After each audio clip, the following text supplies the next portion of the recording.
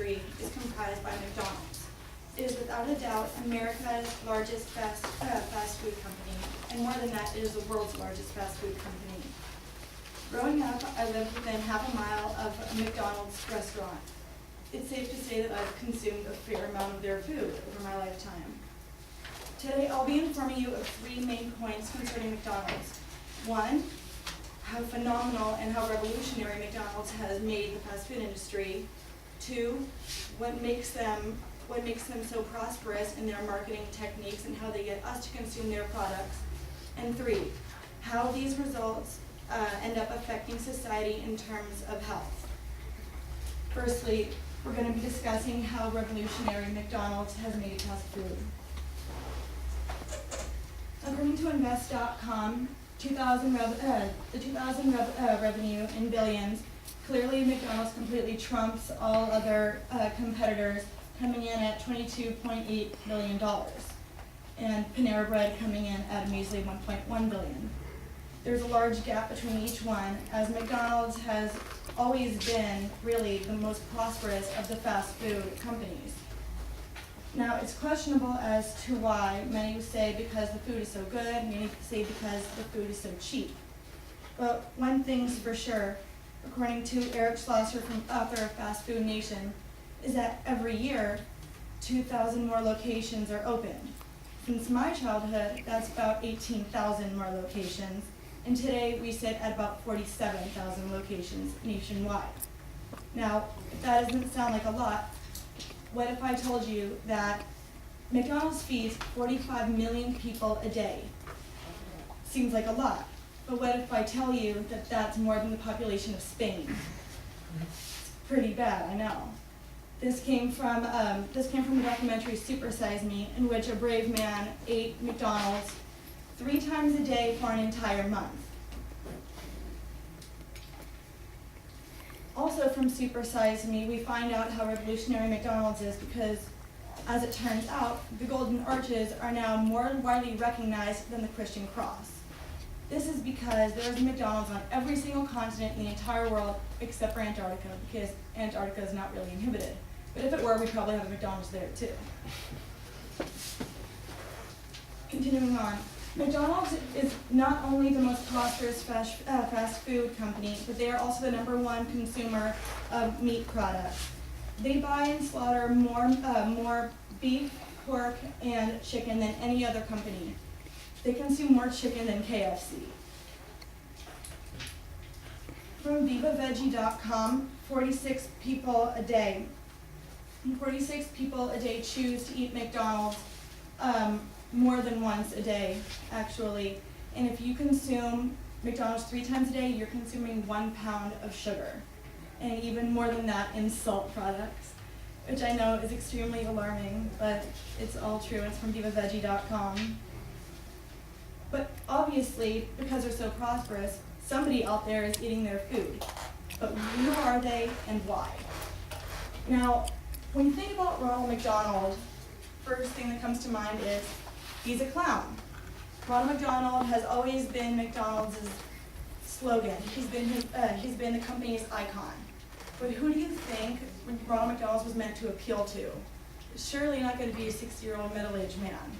Ronald McDonald was meant to appeal to the youth, obviously, just as the dollar menu was meant to appeal to adults who might be in an economic money crunch. The slogan, "I'm loving it," was clearly meant for the public to associate McDonald's with the word love. These statistics all come from Fast Food Nation, which is a nonfiction book based to disclose the facts about fast food, mainly McDonald's. What if I were to tell you that 95% of surveyed school kids could recognize Ronald McDonald? The only other fictional character with more recognition is Santa Claus.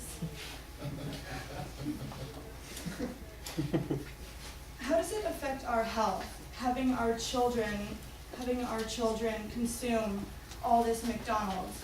And what makes them want McDonald's? Now, all of you may be familiar with the old jingle, 2 all-beef patties, special sauce, lettuce, cheese, pickles, onions on a sesame seed bun. But is that really all that's in those burgers? Or is that what McDonald's wants you to believe is in those burgers? is actually far more than just these ingredients. What that jingle should have in there are chemicals like monosodium glutamate, which is more commonly known as MSG. MSG has been tested by msgtruth.org to be highly addicting and to cause obesity. Now, because this chemical was actually tested and found in every single McDonald's product that contains meat. Clearly, from a young age, kids come back to McDonald's because it is actually not only a taste that they love, but mentally they are addicted to it because it is a very addicting substance that they consume on a daily basis. They should also, the jingle should also include carcinogens. Now, for those of you who don't know what carcinogens are, they're actually chemicals that cause cancer. Just like any other radiated substance can, McDonald's food is on that list. It does cause cancer. Also from vivaveggie.org. It's also similar to ecstasy, and let me explain why. Not the reasons why you might think. But when you consume ecstasy, your serotonin levels go way up, causing you to feel extremely happy.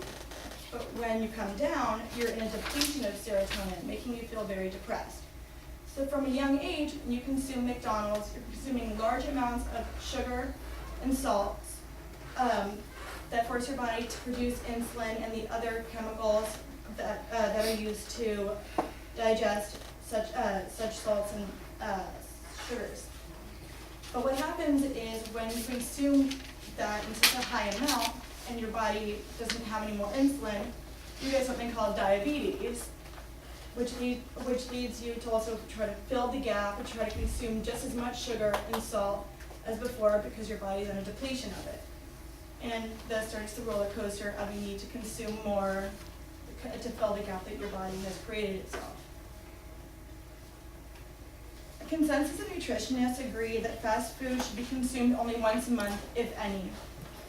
Most of us eat ourselves through a year's worth of McDonald's in a month. That's how bad of a hole we've put ourselves in. And as far as health goes, my third point, it's fair to say we've eaten ourselves into a giant pit that we're going to have to try very hard to get ourselves out of. Obesity is on the rise, and according to the documentary Super Size Me, consuming fast food will surpass cigarette smoking as the #1 most avoidable cause of death. If we don't do something about it and try to beat McDonald's at its own game, it's fair to say that the future is going to be very, very bleak. Thank you very much.